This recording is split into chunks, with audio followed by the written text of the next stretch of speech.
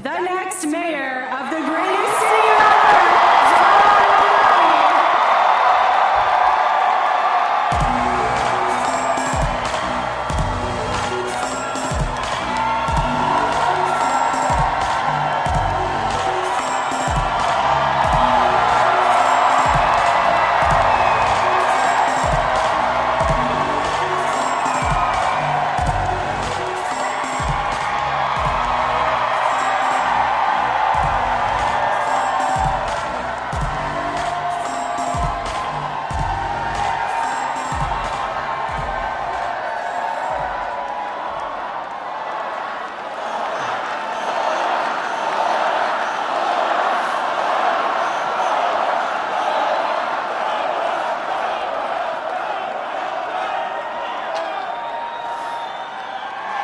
Thank you, my friends.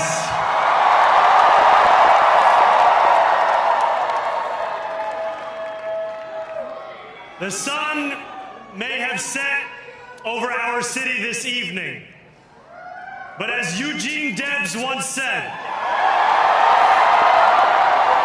I can see the dawn of a better day for humanity. For as long as we can remember, the working people of New York have been told by the wealthy and the well-connected that power does not belong in their hands.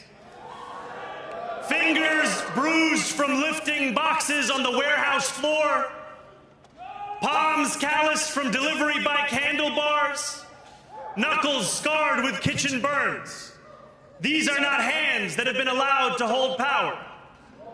And yet, over the last 12 months, you have dared to reach for something greater. Tonight, against all odds, we have grasped it. The future is in our hands. My friends, we have toppled a political dynasty.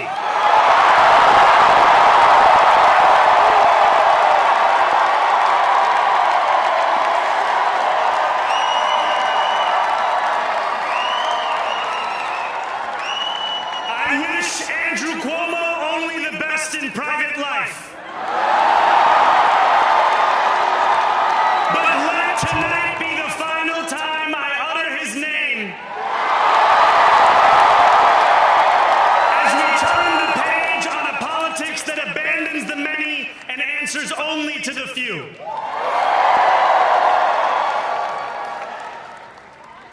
New York, tonight you have delivered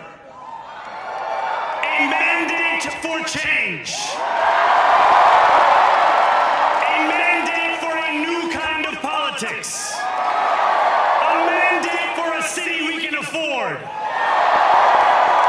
And a mandate for a government that delivers exactly that.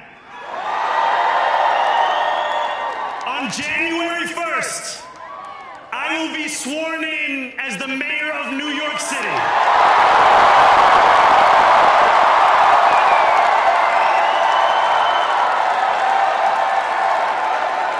And that is because of you.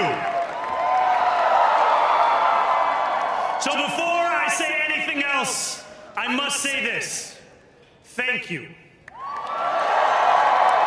Thank you to the next generation of New Yorkers who refused to accept that the promise of a better future was a relic of the past.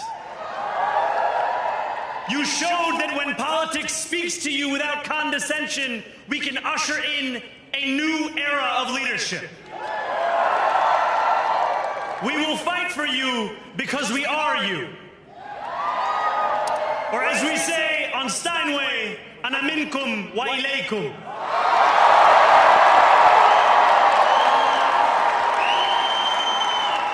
Thank you to those so often forgotten by the politics of our city who made this movement their own. I speak of Yemeni bodega owners and Mexican abuelas, Senegalese taxi drivers and Uzbek nurses, Trinidadian line cooks and Ethiopian bounties.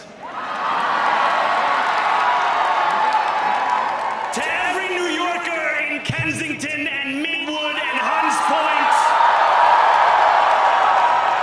know this.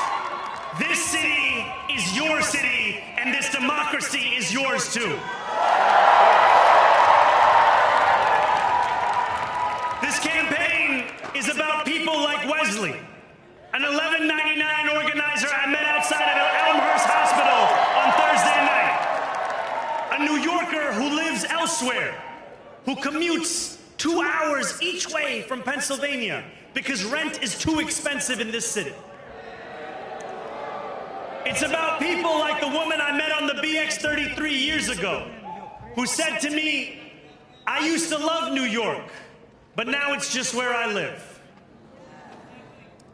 And it's about people like Richard, the taxi driver I went on a 15-day hunger strike with outside of City Hall, who still has to drive his cab 7 days a week. My brother, we are in City Hall now.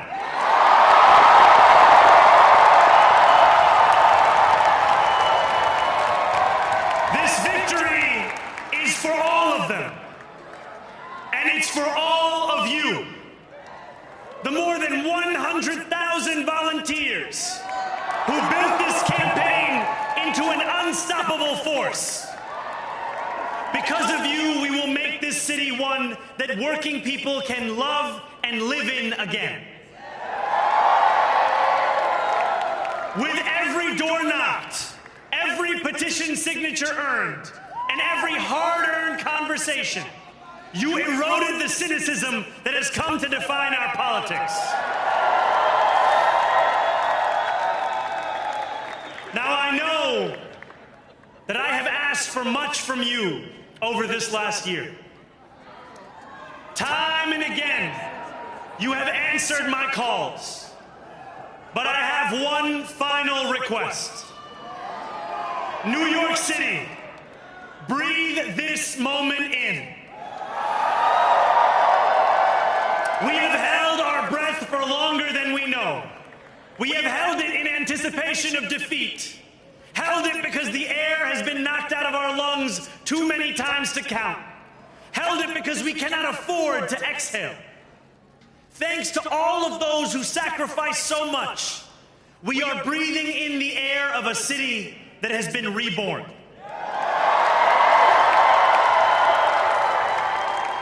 To my campaign team, who believed when no one else did,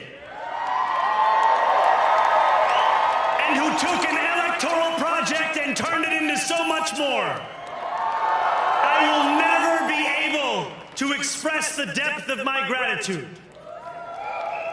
You can sleep now.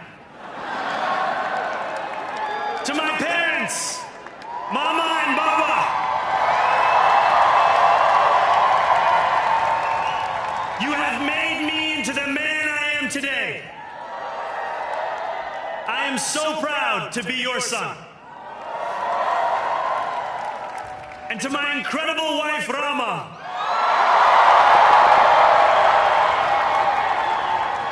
Hayati, there is no one I would rather have by my side in this moment and in every moment. To every New Yorker, whether you voted for me, for one of my opponents, or felt too disappointed by politics to vote at all, thank you for the opportunity to prove myself worthy of your trust. I will wake each morning with a singular purpose: to make this city better for you than it was the day before. There are many who thought this day would never come, who feared that we would be condemned only to a future of less, with every election consigning us simply to more of the same. And there are others who see politics today as too cruel for the flame of hope to still burn. New York, we have answered those fears. Tonight we have spoken in a clear voice. Hope is alive.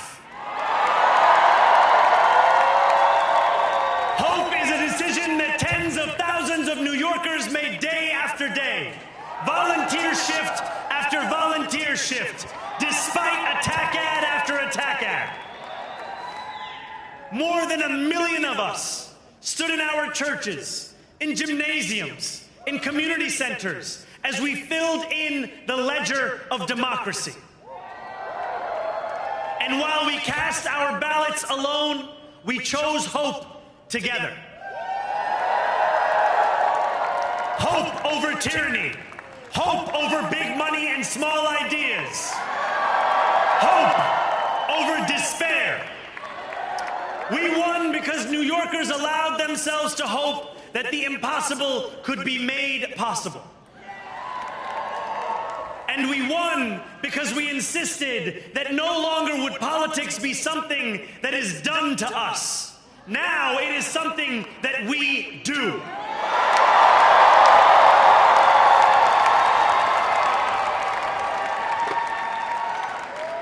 Standing before you, I think of the words of Jawaharlal Nehru. A moment comes but rarely in history when we step out from the old to the new, when an age ends and when the soul of a nation long suppressed finds utterance. Tonight we have stepped out from the old into the new. So let us speak now with clarity and conviction that cannot be misunderstood about what this new age will deliver and for whom.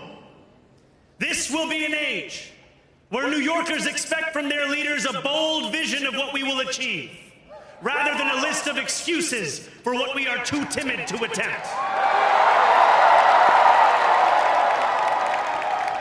Central to that vision will be the most ambitious agenda to tackle the cost of living crisis that this city has seen since the days of Figueroa LaGuardia.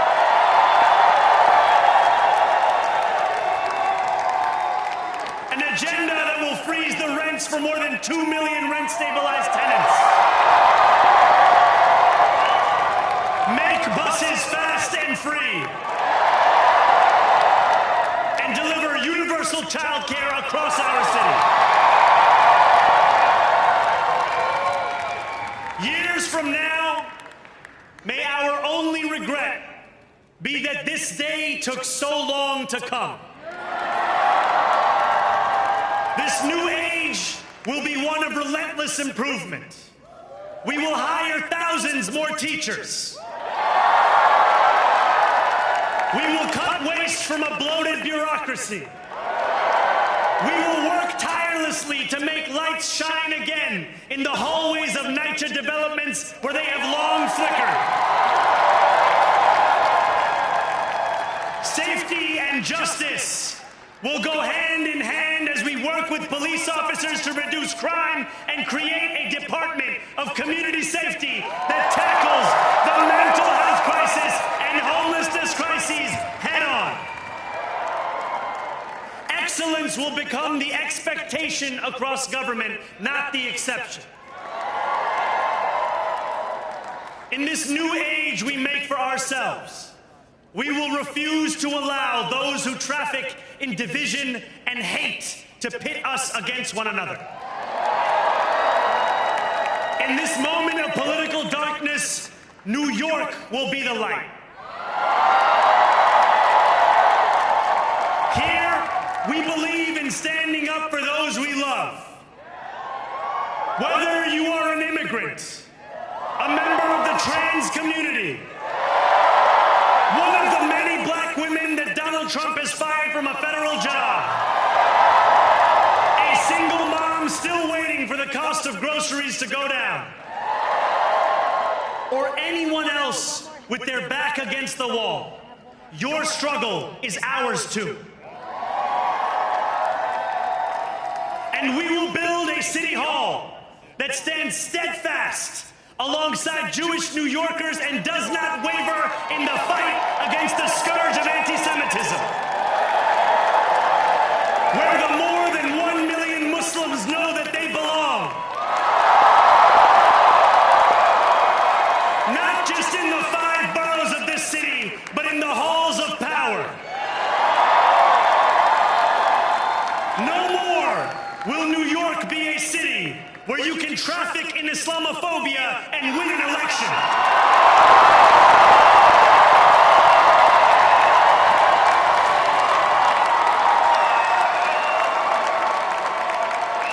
This new age will be defined by a competence and a compassion that have too long been placed at odds with one another. We will prove that there is no problem too large for government to solve and no concern too small for it to care about. For years, those in City Hall have only helped those who can help them. But on January 1st, we will usher in a city government that helps everyone. Now, I know that many have heard our message only through the prism of misinformation. Tens of millions of dollars have been spent to redefine reality and to convince our neighbors that this new age is something that should frighten them. As has so often occurred, the billionaire class has sought to convince those making $30 an hour that their enemies are those earning $20 an hour. They want the people to fight amongst ourselves so that we remain distracted from the work of remaking a long broken system. We refuse to let them dictate the rules of the game anymore. They can play by the same rules as the rest of us. Together, we will usher in a generation of change. And if we embrace this brave new course, rather than fleeing from it, we can respond to oligarchy and authoritarianism with the strength it fears, not the appeasement it craves.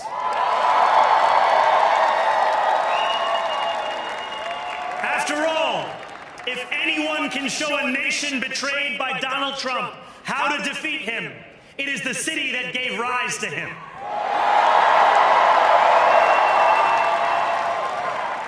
And if there is any way to terrify a despot, it is by dismantling the very conditions that allowed him to accumulate power. This is not only how we stop Trump, it's how we stop the next one.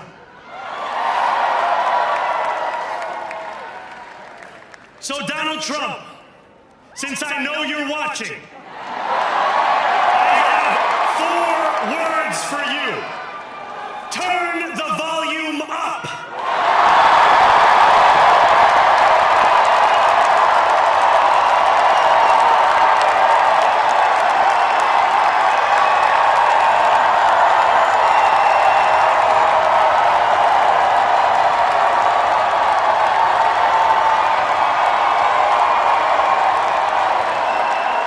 We will hold bad landlords to account because the Donald Trumps of our city have grown far too comfortable taking advantage of their tenants.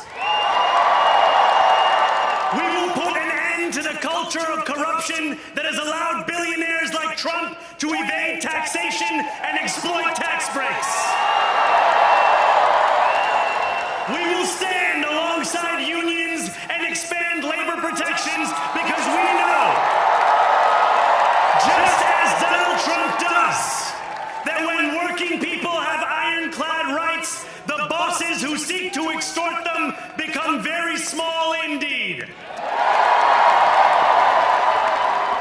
New York will remain a city of immigrants, a city built by immigrants, powered by immigrants, and as of tonight, led by an immigrant.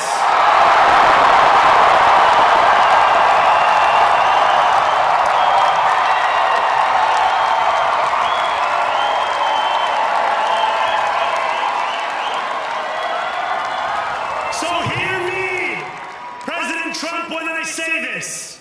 To get to any of us, you will have to get through all of us.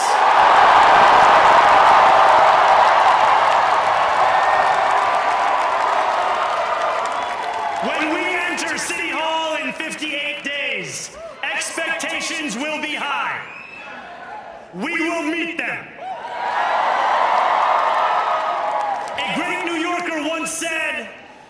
you campaign in poetry, you govern in prose. If that must be true, let the prose we write still rhyme, and let us build a shining city for all. And we must chart a new path, as bold as the one we have already traveled. After all, the conventional wisdom would tell you that I am far from the perfect candidate. I am young, despite my best efforts to grow older. I am Muslim. I am a democratic socialist. And most damning of all, I refuse to apologize for any of this. And yet, if tonight teaches us anything, it is that convention has held us back. We have bowed at the altar of caution, and we have paid a mighty price. Too many working people cannot recognize themselves in our party. And too many among us have turned to the right for answers to why they've been left behind. We will leave mediocrity in our past. No longer will we have to open a history book for proof that Democrats can dare to be great. Our greatness will be anything but abstract. It will be felt by every rent-stabilized tenant who wakes up on the first of every month, knowing the amount they're going to pay hasn't soared since the month before. It will be felt by each grandparent who can afford to stay in the home they have worked for, and whose grandchildren live nearby because the cost of childcare didn't send them to Long Island. It will be felt by the single mother who is safe on her commute and whose bus runs fast enough that she doesn't have to rush school drop-off to make it to work on time. And it will be felt when New Yorkers open their newspapers in the morning and read headlines of success, not scandal. Most of all, it will be felt by each New Yorker when the city they love finally loves them back. Together, New York, we're going to freeze the... Together, New York, we're going to make buses fast and... Together, New York, we're going to deliver universal... Let the words we've spoken together, the dreams we've dreamt together, become the agenda we deliver together.